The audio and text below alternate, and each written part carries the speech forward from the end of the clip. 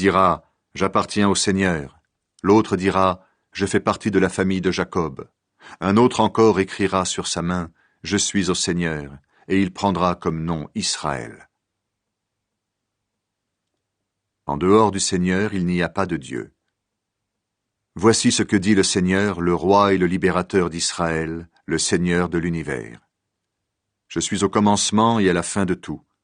En dehors de moi, il n'y a pas de Dieu. Qui est égal à moi? Qu'il le crie, qu'il l'annonce et me l'explique. Qu'il dise les choses qui sont arrivées depuis que j'ai formé le premier peuple, qu'il annonce ce qui va se passer. Vous, mon peuple, n'ayez pas peur, ne tremblez pas. Je vous ai annoncé cela longtemps à l'avance, je vous l'ai fait connaître. Vous êtes mes témoins. Est-ce qu'il y a un Dieu en dehors de moi? Non, je suis votre solide rocher, je n'en connais pas d'autre. Les fabricants de faux dieux ne sont rien. Ceux qui fabriquent les statues des faux dieux ne sont rien, et leurs beaux objets ne servent à rien. Ces statues sont leurs témoins à eux, mais des témoins qui ne voient rien, qui ne savent rien, et qui les couvrent de honte. Fabriquer un dieu, former une statue qui ne sert à rien, c'est une chose stupide. Tous ceux qui s'attachent à une statue se couvrent de honte. Les artisans qui la fabriquent ne sont que des hommes. Qu'ils se rassemblent, qu'ils se présentent tous. Ils auront peur et seront couverts de honte. Le forgeron aiguise un ciseau sur des charbons brûlants. Il le travaille à coups de marteau avec la force de son bras. Mais dès qu'il a faim, il n'a plus de force. S'il ne boit pas d'eau, il est épuisé. Le sculpteur mesure son morceau de bois avec une corde. Il dessine la statue du faux dieu avec de la craie. Il taille le bois avec un ciseau et il le polit avec une lime. Le sculpteur prend modèle sur un être humain, un homme très beau, et cette statue sera placée dans un lieu sacré. Il a coupé un bel arbre comme le cèdre, il a choisi un arbre solide comme le chêne, ou un autre grand arbre. Il les a laissés grandir dans la forêt. Ou bien il a planté un grand arbre comme le pin, et la pluie le fait pousser. Le bois servira pour allumer du feu. Les gens le prennent pour se chauffer ou pour cuire leur nourriture. Ou encore, ils en font un dieu pour l'adorer. Ils fabriquent une statue et s'inclinent devant elle. Ils prennent la moitié du bois pour faire du feu, ils font griller la viande, ils la mangent et n'ont plus faim. Ou bien ils se chauffent en disant « Ce bois chauffe bien, cette flamme est agréable ». Avec le reste du bois, ils fabriquent un dieu, une statue.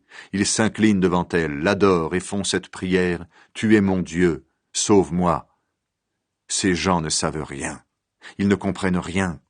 En effet, leurs yeux et leur esprit sont bouchés, ils ne peuvent pas voir, ils ne peuvent pas comprendre. Personne ne réfléchit en lui-même, personne n'a assez de bon sens ou d'intelligence pour se dire « J'ai brûlé la moitié du bois, j'ai cuit ma nourriture sur les charbons et j'ai grillé la viande que je mange. Est-ce que je vais fabriquer une statue horrible avec l'autre moitié? Est-ce que je vais m'incliner devant un morceau de bois? » Non, ces gens-là s'attachent à ce qui est seulement de la cendre. Leur esprit est dans l'erreur et ils raisonnent mal.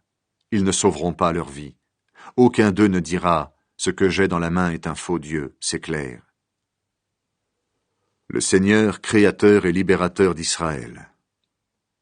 Israël, peuple de Jacob, souviens-toi de ceci. Tu es mon serviteur. Je t'ai formé pour que tu sois à mon service. Israël, je ne t'oublie pas. J'ai balayé tes fautes comme un nuage, j'ai chassé tes péchés comme le brouillard du matin. Reviens vers moi, je suis ton libérateur. Oui, le Seigneur agit. Alors toi, le ciel, chante de joie, toi, profondeur de la terre, donne de la voix, vous, les montagnes et les arbres des forêts, criez de joie. En effet, le Seigneur a délivré son peuple, il a montré sa gloire en Israël. Israël, le Seigneur est ton libérateur, il t'a formé dès avant ta naissance. Il te dit, je suis le Seigneur, c'est moi qui ai fait tout ce qui existe. Moi seul j'ai déroulé le ciel, j'ai étendu la terre sans l'aide de personne. Maintenant j'enlève leur pouvoir aux paroles des devins, je fais dire n'importe quoi à ceux qui annoncent l'avenir, je ferme la bouche des sages et je prouve que leur science est stupide. Mais je réalise les paroles de mes serviteurs et je fais réussir ce que mes envoyés ont annoncé. Je dis de Jérusalem, elle sera de nouveau habitée, on relèvera ses murs détruits. Je dis des villes de Juda, on les rebâtira. À la mer profonde, je donne cet ordre, deviens sèche, je vais empêcher les fleuves de te remplir. Je dis de Cyrus, Il est le berger de mon peuple, il fera réussir tout ce que je veux, il commandera de rebâtir Jérusalem, de reconstruire le temple. Le Seigneur a consacré le roi Cyrus. Le Seigneur dit à Cyrus, le roi qu'il a consacré, « Je t'ai pris par la main pour mettre les peuples sous ton pouvoir. Je veux enlever leur pouvoir au roi et ouvrir devant toi les portes fermées des villes. Moi-même je marcherai devant toi, j'enlèverai les obstacles, je détruirai les portes de bronze, je briserai les verrous en fer. Je te donnerai les trésors secrets et les richesses cachées. Alors tu sauras que le Seigneur, c'est moi. Cyrus, je t'appelle par ton nom, moi, le Dieu d'Israël. À cause d'Israël, mon peuple, le serviteur que j'ai choisi, je t'ai appelé par ton nom. Je te fais cet honneur, et pourtant tu ne me connais pas. Le Seigneur, c'est moi, et il n'y en a pas d'autre. Il n'y a pas de Dieu en dehors de moi. Tu ne me connais pas, mais je te donne la force d'agir. Ainsi, de l'est à l'ouest, tout le monde le saura, il n'y a rien en dehors de moi. Le Seigneur, c'est moi, il n'y en a pas d'autre. Je forme la lumière et je crée la nuit, je fais le bonheur et je crée le malheur. Oui, c'est moi, le Seigneur, qui fais tout cela. Ciel, de là-haut répands ta justice comme la rosée. Que les nuages la fassent couler comme la pluie, que la terre s'ouvre pour que le salut fleurisse et que germe la justice. Moi, le Seigneur, j'ai créé toutes ces choses. Quel malheur pour l'homme qui se dispute avec celui qui l'a fait. L'être humain est comme un plat en terre parmi d'autres. Est-ce que l'argile dit à celui qui la modèle, « Qu'est-ce que tu fais? Ton plat ne vaut rien ?» Quel malheur pour celui qui dit à un père, « À quel drôle d'enfant as-tu donné la vie ?» et à une mère, « Qu'est-ce que tu as mis au monde ?» Voici ce que dit le Seigneur, le Dieu saint d'Israël, lui qui a formé son peuple. Vous me posez des questions sur mes enfants. Vous voulez me donner des ordres au sujet de ce que j'ai fait. Eh bien, cela me regarde. C'est moi qui ai fait la terre et j'ai créé les humains qui l'habitent. C'est moi qui ai étendu le ciel et je commande à l'armée des étoiles. C'est moi qui ai mis en route cet homme par une décision juste et j'enlèverai les obstacles sur sa route. C'est lui qui rebâtira Jérusalem, ma ville. Il fera revenir les exilés qui m'appartiennent. Ils n'auront rien à payer et rien à donner. Voilà ce que dit le Seigneur de l'univers. Dieu est au milieu du peuple d'Israël. Voici ce que le Seigneur dit. Israël, le résultat du travail des Égyptiens, l'argent des commerçants éthiopiens, les gens de Séba, ces géants, tout cela passera chez toi et sera pour toi.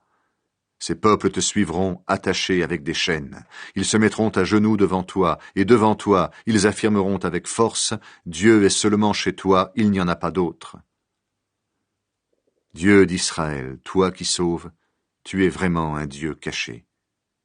Ceux qui fabriquent des statues de faux dieux sont couverts de honte et d'insultes. Ils s'en vont tous ensemble sous les insultes. Mais le Seigneur sauve le peuple d'Israël, et il le sauve pour toujours. Vous qui êtes son peuple, vous ne serez plus jamais couverts de honte et d'insultes. Non, plus jamais. Le Seigneur a créé le ciel et la terre. Le Seigneur a créé le ciel. Il est le Dieu qui a fait la terre, il l'a formée et rendue solide. Il ne l'a pas créée vide, il l'a formée pour qu'on l'habite. Voici ce qu'il dit. Le Seigneur, c'est moi, il n'y en a pas d'autre. Je n'ai pas parlé en secret dans un coin sombre de la terre. Je n'ai pas dit aux enfants de Jacob, cherchez-moi dans le vide.